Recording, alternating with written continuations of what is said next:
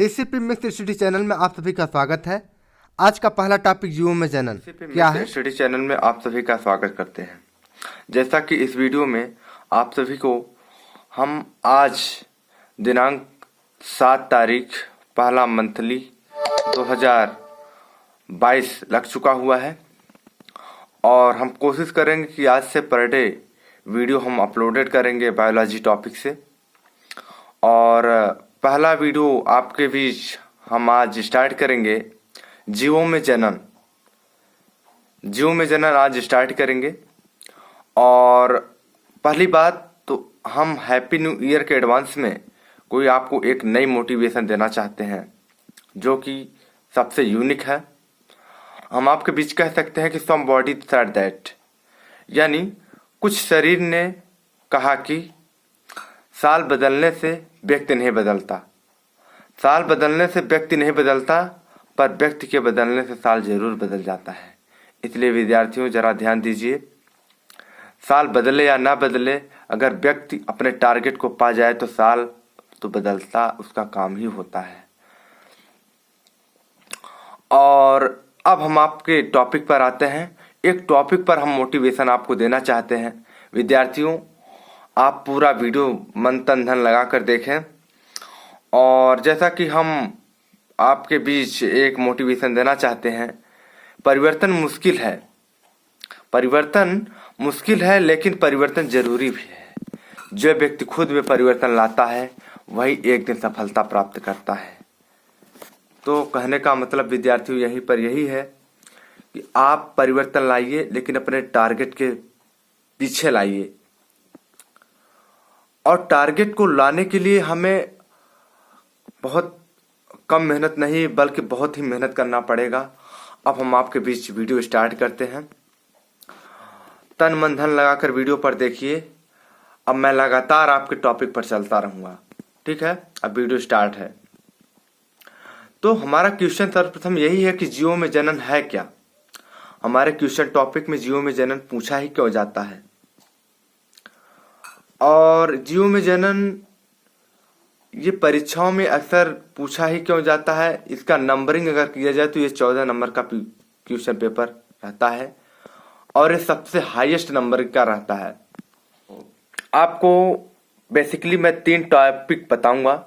जैसा कि पहला टॉपिक रहेगा जीवन चक्र, और दूसरा टॉपिक रहेगा जीवन काल, और तीसरा टॉपिक रहेगा जनन, ठीक है। तो हम जीवन चक्र की बात करते हैं। सर्वप्रथम जीवन चक्र का अगर एक्सप्लेनेशन करें तो ये बन सकता है कि पृथ्वी पर उपस्थित समस्त जीवों का एक निश्चित जीवन चक्र होता है और सभी जीवों में जन्म के पश्चात वृद्धि, परिपक्वता व जनन प्रावस्थाएं देखी जा सकती है। आयु बढ़ने के साथ साथ जीवों में शक्ति का जो हासन होने लगता है और अंततः उनकी मृत्यु हो जाती है, यानी डेथ हो जाती है, उसी को हम जीवन चक्र कहते हैं।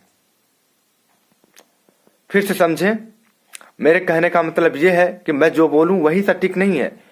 आप अपने अनुसार भी कह सकते हैं। जैसे कह सकते हैं कि पृथ्वी पर अनेकों जीव जंतु पाए जाते हैं, ठीक, और किसी एक निश्चित जीवन चक्र का एक अनुपात निकाला जाए तो वही जीवन चक्र का के अनुपात बन जाता है।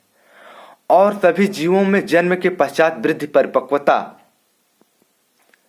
ठीक, यानी जितने सालों तक उसने अपने जन्म को ग्रहण किया, जनन प्रावस्थाएं हमने जो देखी है उनकी।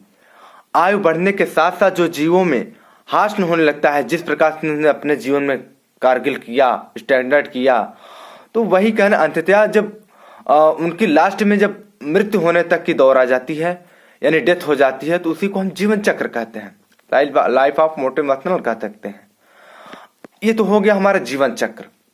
अब हम आपको बताएंगे जीवन काल क्या होता है। जीव के जन्म से मृत्यु तक की समयावधि को हम जीवन काल कहते हैं, यानी लाइफ टाइम कहते हैं। और विभिन्न जीवों का जो जीवन काल होता है वो भिन्न भिन्न होता है, यानी अलग अलग होता है। उदाहरण के तौर पर देखा जाए तो जैसे जीवाणुओं का जीवन काल कुछ घंटों से कुछ दिनों का, जबकि बरगद के वृक्ष का जो जीवन काल सैकड़ों वर्षों तक अगर देखा जाए तो 200 वर्ष का होता है, ठीक है। इस बात को ध्यान में रखें। ये हो गया, हमने जीवन काल बताया आपको। मैंने जीवन काल फिर से रिहर्सल करा देते हैं, ध्यान से देखिए मैं बोल क्या रहा हूं, वीडियो पर देखिए। मैं ये बोल रहा हूं जीवन काल, जीव के जन्म से मृत्यु तक की समयावधि को जीवन काल कहते हैं, ठीक, लाइफ टाइम कहते हैं। विभिन्न जीवों का जीवन काल भिन्न भिन्न होता है, यानी अलग अलग होता है। उदाहरण देखा जाए तो जीवाणुओं का जो जीवन काल होता है कुछ घंटों से कुछ दिनों तक होता है, जबकि बरगद की अगर एग्जांपल ले सकते हैं, बरगद की खास एकदम स्टैंडर्ड एग्जांपल है बरगद की। तो बरगद के वृक्ष का जो जीवन काल सैकड़ों वर्षों तक यानी 200 वर्ष तक होता है। सटीक्शन हमने आपको जीवन काल का एक एक्सप्लेनेशन कर दिया। अब मैं आपको बताऊंगा जनन, जिसे कहते हैं रिप्रोडक्शन, ठीक है। अब जनन समझिए, जनन होता क्या है। यह एक जैविक प्रक्रिया है, ठीक, यह एक जैविक प्रक्रिया है जिसमें एक जीव अपने सामान्य अन्य जीवों को जन्म देता है और पृथ्वी पर जीवन की निरंतरता जनन द्वारा ही संभव होती है, ठीक। और जनन द्वारा ही आनुवंशिक पदार्थ का स्थानांतरण एक जीव से दूसरे जीव में होता है। हमने आपको यह बताया कि यह एक जैविक प्रक्रिया है, भाई है जैविक प्रक्रिया ही है, और जिसमें एक जीव अपने सामान्य अन्य जीवों को जन्म देता है और पृथ्वी पर जीवन की निरंतरता जनन द्वारा ही संभव होती है, ठीक। और जनन द्वारा ही आनुवंशिक पदार्थ का स्थानांतरण एक जीव से दूसरे जीव में होता है। यही मेरा क्या है, जनन है। अब इसको अगर हम निम्नवत करें, अगर हम एक तरीके से आपको श्रृंखला बताएं इसकी, तो जीवों में जनन की दो प्रमुख विधियां पाई जाती हैं। 2 टाइप्स बताएंगे आपको, और बेसिकली 2 टाइप्स होते ही हैं। पहला टाइप वो है अलैंगिक जनन या एकल जनन या जीव जनन कह सकते हैं।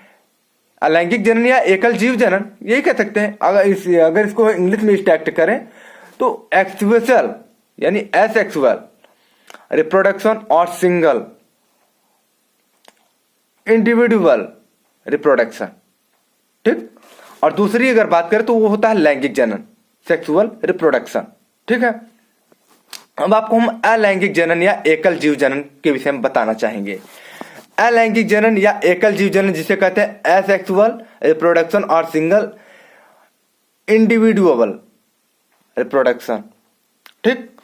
अब आप समझिए मैं कह क्या रहा हूं। मैं ये कह रहा हूं कि इसमें एक ही जीव अपनी समरूप प्रतिलिपियां यानी जिसे कहते हैं आइडेंटिकल कॉपीज उत्पन्न करता है। हमने ये कहा आपसे, इसमें एक ही जीव अपनी समरूप प्रतिलिपियां यानी जिसे कह सकते हैं आइडेंटिकल कॉपीज उत्पन्न करता है। संततियां यानी आकार की यानी जिसे कहते हैं मार्फोलॉजिकल कहते हैं, यानी आनुवंशिक जेनेटिक, दोनों प्रकार से अपने जनकों के समान होती हैं। अतः अलैंगिक जनन के परिणाम स्वरूप उत्पन्न संतानों को पूर्वजक या क्लोन कहते हैं। बड़ी सिंपल सी बात है। मैंने आपको यह बताया कि इसमें एक ही जीव अपनी समरूप प्रतिलिपियां जिसे कहते हैं आइडेंटिकल कॉपीज उत्पन्न करता है। संततियां यानी आकार की जिसे कहते हैं मॉर्फोलॉजिकल व आनुवंशिक जेनेटिक द्वारा दोनों प्रकार के अपने जनकों के समान होती हैं। अतः अलैंगिक जनन के परिणाम स्वरूप उत्पन्न संतानों को पूर्वजक या क्लोन कहते हैं। इसे ही हम अलैंगिक जनन या एकल जनन का एक्सप्लेनेशन कर सकते हैं, ठीक। ये हुआ हमारा अलैंगिक जनन। अब आपको अलैंगिक जनन के प्रकार की अगर बात करें तो जीवों को जो विभिन्न वर्गों में निम्न प्रकार के अलैंगिक जनन की विधियां पाई जाती हैं वो आपको आप बताएंगे। पहला है द्विविभाजन, ठीक है। इस प्रकार के अलैंगिक जनन में जनन जीव अनुकूल परिस्थिति आने पर 2 समान भागों में विभाजित हो जाता है। वह प्रत्येक भाग से एक नई संतति का निर्माण होता है। इसमें जनक सदस्य की मृत्यु नहीं होती परंतु पृथक जीवन निर्माण होता है। तो इनमें जो जनक सदस्य की मृत्यु नहीं होती वो परंतु पृथक जीवन के रूप में इसका अस्तित्व समाप्त हो जाता है, ऐसे ही समझ लें। उदाहरण की तरफ से अगर देखा जाए तो जैसे अमीबा, यूग्लिना आदि एग्जाम्पल ले लेते हैं। और अगर दूसरे नंबर पे अगर देखा जाए तो बहुविखंडन में हम आपको एग्जाम्पल दे सकते हैं, एक्सप्लेनेशन कर सकते हैं। इस प्रकार के अलैंगिक जनन में जनन या जो जनक अनेक छोटे छोटे खंडों में विभाजित होकर अनेक संतति जीवों को जन्म देता है। उदाहरण अगर दे सकते हैं तो जैसे प्लाज्मोडियम स्पाइरोगायरा। ठीक है, ये हो गया मेरा बहुविखंडन के। अब थोड़ा सा हम आपको नोट में ये देना चाहते हैं कि जो प्लाज्मोडियम में विखंडनी जनन के फलस्वरूप जैसे मीरोजाइटस का निर्माण होता है। ठीक है, अब आपको बताएंगे मुकुलन। थर्ड पॉइंट में है मुकुलन। मुकुलन क्या होता है? इसके दौरान जनक से नए जीव की उत्पत्ति एक ऊर्ध्वगर्भ, जिसे कहते हैं आउटग्रोथ के रूप में होती है। यह ऊर्ध्वगर्भ मुकुल यानी बड, जिसे कहते हैं बीयूडी, बड कहलाता है, तथा यह क्रिया मुकुलन यानी बडिंग कहलाती है। और कुछ समय पश्चात यह मुकुलन जनक से पृथक होकर संतत या स्वतंत्र जीवन यापन करने लगता है। उदाहरण की तरह से देखा जाए जैसे यीस्ट, हाइड्रा में बाह्य मुकुलन होता है, यही मेरा मुकुलन कहलाता है। ठीक है, अब मैं आपको जानकारी देना चाहता हूँ, क्या नाम है, बीजाणु जनन की। तो बीजाणु जनन समझिए, बीजाणु जनन होता क्या है? बीजाणु एक कोश की पतली भित्ति युक्त अगुणित अलैंगिक जननकाय होते हैं और इनका निर्माण प्रायः प्रतिकूल परिस्थितियों में होता है, जो अनुकूल परिस्थितियों में नए जीव का निर्माण करते हैं। यही मेरा बीजाणु जनन है। अगर एग्जाम्पल लें तो एग्जाम्पल में ले सकते हैं चल बीजाणु, अचल बीजाणु, अंतः बीजाणु आदि।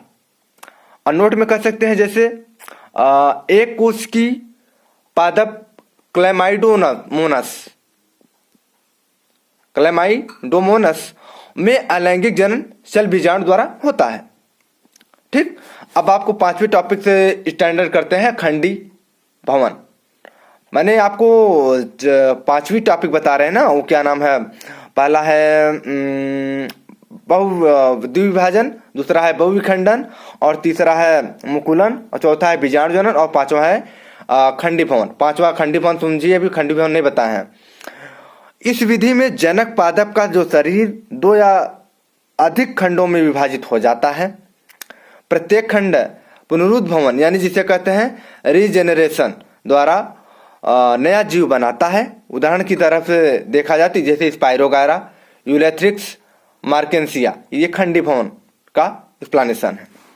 और छठवां नंबर है पुनरुद्भवन। तो पुनरुद्भवन भी समझिए आप लोग, पुनरुद्भवन होता क्या है?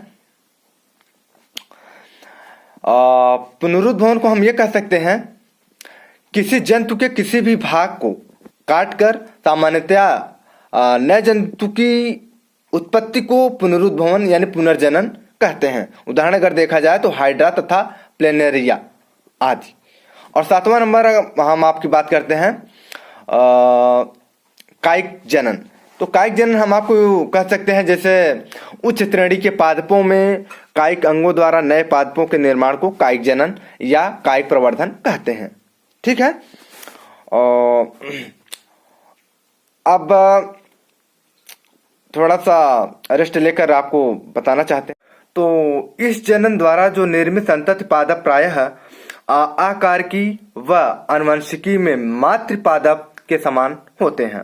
यह प्राकृतिक रूप से या कृत्रिम विधि द्वारा हो सकता है। जैसे अगर कहें तो प्राकृतिक रूप की बात बताएं आपको, प्राकृतिक कायिक जनन। यह कायिक जनन पादपों में स्वतः होता है और पादपों के कायिक भाग उनसे अलग होकर नए पादप का निर्माण करते हैं। यह प्रवर्धन पादपों में निम्नलिखित अंगों द्वारा कर सकते हैं, जैसे कर सकते हैं जड़ों द्वारा। तो जड़ों द्वारा हमारा उदाहरण ले सकते हैं शकरकंद, डहेलिया लगा सकते हैं। और तनों द्वारा की अगर बात करें तो उदाहरण में ले सकते हैं आलू, केला। और अर्धवायवी तना की बात करें तो हमारा आ जाता है स्ट्रॉबेरी, जलकुंभी। ठीक, और पत्तियों द्वारा बात करें तो हमारा आ जाता है ब्रायोफिलम और बिगोनिया। ये हमारे प्राकृतिक कायिक जनन में आते हैं। और कृत्रिम कायिक जनन में अगर बात करें तो मानव द्वारा पादपों के कायिक प्रवर्धन हेतु अनेक कृत्रिम विधियों का उपयोग किया जाता है। और कायिक प्रवर्धन की कुछ प्रमुख कृतियां विधियां निम्नलिखित आपको हम बता सकते हैं, जैसे कलम लगाना जिसे कहते हैं कटिंग, उदाहरण दे सकते हैं गुलाब, गन्ना। ठीक है, दाब लगाना जैसे कहते हैं लॉयरिंग, उदाहरण दे सकते हैं आपको क्लेमेटिस, सेब। रोपण की अगर जिससे बात करें ग्राफ्टिंग जिसे कहते हैं तो आम, नींबू। आप नोट में थोड़ा नोट कर लीजिए, एक बीजपत्री पादपों में एधा का अभाव होने से रोपड़ द्वारा कायिक प्रवर्धन संभव नहीं है। ठीक, ये हुआ।